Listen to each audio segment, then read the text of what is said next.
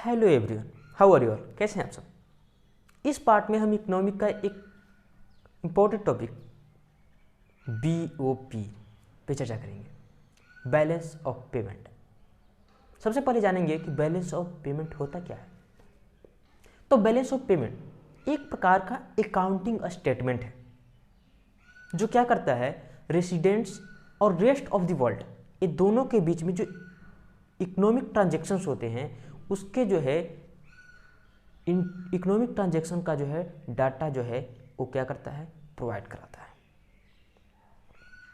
जिसे हम कहते हैं BOP, balance of payment. Balance of payment का मीनिंग शायद आप समझ गए होंगे कि इसमें क्या होता है कि यह इकोनॉमिक ट्रांजैक्शन का जो है डाटा होता है उसको प्रोवाइड कराता है, यानी कि एक प्रकार का अकाउंटिंग स्टेटमेंट है। अब आते हैं, इसमें हमने दो वर्ड देखा, रेसिडेंट्स और दूसरा था इकोनॉमिक ट्रांजैक्शंस। रेसिडेंट्स क्या होता है, तो जिस पर्सन का जिस कंट्री में इंटरेस्ट है, उसका इकोनॉमिक इंटरेस्ट है, उस देश का वो रेसिडेंट्स होता है। जैसे कि कोई पर्सन इंडिया का है और इंडिया में उसका इकोनॉमिक इंटरेस्ट है, जैसे कि इंडिया में उसका बिजनेस है, इंडिया में वो कुछ प्रोडक्शन कर रहा है, इकोनॉमिक वर्क कर रहा है या फिर उसको टैक्स दे रहा है, तो उसका इंटरेस्ट कहाँ पे, इंडिया में है, तो इंडिया का रेसिडेंट्स है। और रेस्ट ऑफ द वर्ल्ड कहने का आशय यह है कि पूरे भारत को छोड़कर पूरे ऑल इंडिया से, यानी कि इंडिया अगर इंडिया का रेसिडेंट्स है तो अदर कंट्रीज से भी जो है वो क्या कर रहा है, इकोनॉमिक ट्रांजैक्शंस कर रहा है। इकोनॉमिक ट्रांजैक्शंस का आशय यहाँ पे देखेंगे तो इकोनॉमिक ट्रांजैक्शन किसे कहते हैं, तो जिसमें हम गुड्स या सर्विसेज या असेट्स का जो असेट्स होते हैं उसका हम या तो ऑनरशिप या टाइटल ट्रांसफर करते हैं, तो उसको हम कहते हैं इकोनॉमिक ट्रांजैक्शन। तो इकोनॉमिक ट्रांजैक्शन भी हम देख लिए कि जिसमें किसी भी गुड्स सर्विसेज या असेट्स का जो है उसका या तो टाइटल या उसका ऑनरशिप जो है उसको ट्रांसफ़र किया जाता है। अगर हम ब्रॉडली कैटेगराइज करें हम इसको इकोनॉमिक ट्रांजैक्शंस को, तो इसमें 4 पार्ट में इसको डिवाइड किया गया है, जिसमें सबसे पहला हमारा है विजिबल आइटम। विजिबल आइटम किसे कहते हैं, जो हमको दिखाई देता है, तो ऐसे आइटम्स को हम विजिबल आइटम कहेंगे। जैसे कि जो हमारे पास गुड्स होते हैं, जैसे हमारे पास अगर पेन है तो हमारा विजिबल आइटम है, बुक हो गया, जो भी हमको दिखाई दे रहा है जो गुड्स हैं वो क्या है, एक विजिबल आइटम्स है। दूसरा होता है इनविजिबल आइटम्स। इनविजिबल आइटम किसे कहेंगे, जो हमें दिखाई नहीं देते हैं, जैसे कि सर्विसेज। अगर हम पढ़ा रहे हैं टीचिंग, तो टीचिंग क्या है, एक सर्विस है और सर्विस हमें दिखाई नहीं दे रहा है, ये क्या है, एक इनविजिबल आइटम्स है। थर्ड हमारा जो आता है वो है यूनिलेटरल ट्रांसफ़र। यूनिलेटरल ट्रांसफ़र क्या होता है, तो यह एक वन साइडेड ट्रांसफ़र है। वन साइडेड ट्रांसफ़र कहने का मतलब है कि एक तरफ से केवल दिया जाता है, दूसरी तरफ से नहीं मिलता है। जैसे कि हम किसी को अगर डोनेशन देते हैं, किसी को गिफ्ट देते हैं, तो हमारा वन साइड ट्रांसफ़र होता है, तो ये जो है यूनिलेटरल ट्रांसफ़र के अंतर्गत आता है।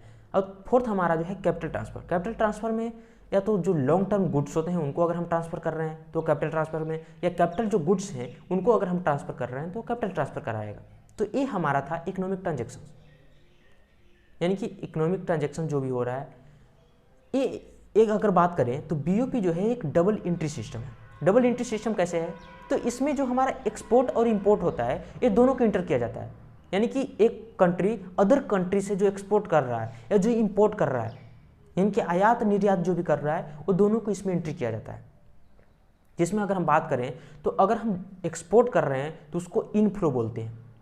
इनफ्लो कैसे, क्योंकि हम एक्सपोर्ट करेंगे, अगर अदर कंट्री में हम अपना सामान को बेच रहे हैं तो ऐसी स्थिति में बाहर कंट्री से हमारे पास क्या आ रहा है, मनी आ रही है, तो वो हमारा क्या होगा, इनफ्लो हुआ, यानी कि हमारे पास आ रहा है। अगर वही हम इंपोर्ट करें यानी कि खरीद रहे हैं कोई सामान को, तो हम क्या कर रहे हैं, अपने पैसे को अदर कंट्री में दे रहे हैं, यानी कि आउटफ्लो हुआ।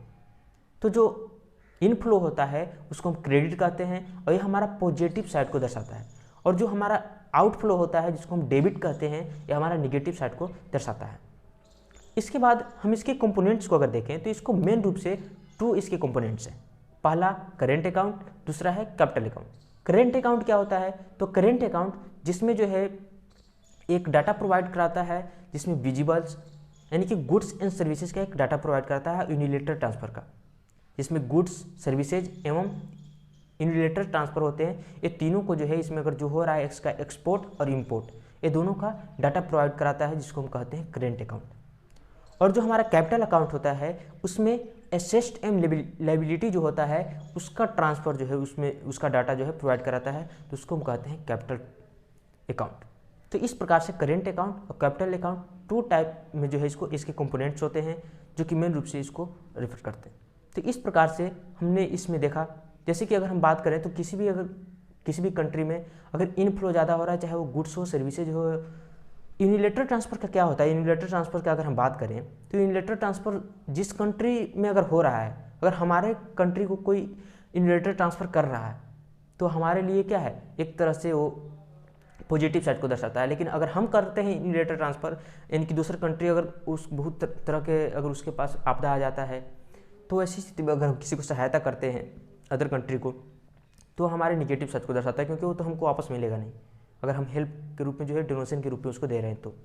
तो एक और जो हमारा गुड्स का या सर्विसेज का जो हमारा अगर एक्सपोर्ट हो रहा है तो हमारा पॉजिटिव साइड है, अगर इंपोर्ट हो रहा है तो हमारा निगेटिव साइड को दर्शाता है। तो इस प्रकार से डाटा को एंट्री किया जाता है बीओपी में, यानी कि बैलेंस ऑफ पेमेंट में। इसको 3 टाइप में इसको रखा गया है, जिसमें बैलेंस्ड बीओपी में क्या होता है कि एक्सपोर्ट यानी कि इनफ्लो और आउटफ्लो दोनों इक्वल होते हैं। फिर आता है सरप्लस बीओपी में क्या होता है कि इसमें जो है इनफ्लो ज़्यादा होता है, यानी कि ये एक पॉजिटिव साइड है, इनफ्लो ज़्यादा हो रहा है, एक्सपोर्ट ज़्यादा हो रहा है, तो ये इसको हम कहते हैं सरप्लस बीओपी।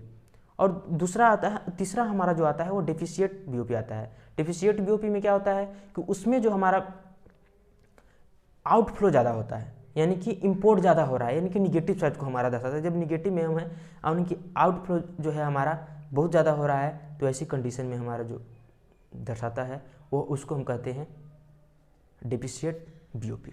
तो इस प्रकार से हमने बीओपी के बारे में कुछ मेन जो है टॉपिक थे उस बारे में चर्चा किया। तो अगले पार्ट में हम एक नए टॉपिक पर चर्चा करेंगे। इस पार्ट के लिए इतना ही। थैंक यू, धन्यवाद।